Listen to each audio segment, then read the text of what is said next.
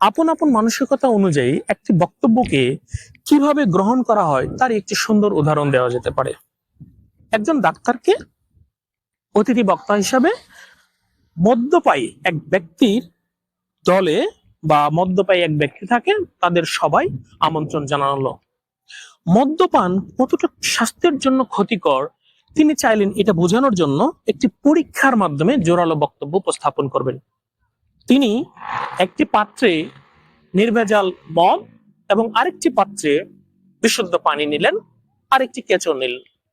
তিনি কেঁচোটিকে বিশুদ্ধ জলে ছেড়ে দিলেন, কেঁচোটি সুন্দরভাবে নাড়াচাড়া করছে। এরপরে তিনি কেঁচোটিকে তুলে মদের মধ্যে ছেড়ে দিলেন।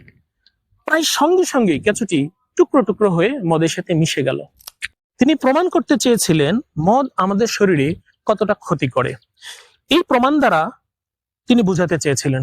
তিনি মদ্যপায়ীদের মধ্যে বা শ্রোতাদের মধ্যে থেকে একজনকে জিজ্ঞেস করলেন, এই পরীক্ষা দ্বারা কি বুঝলেন?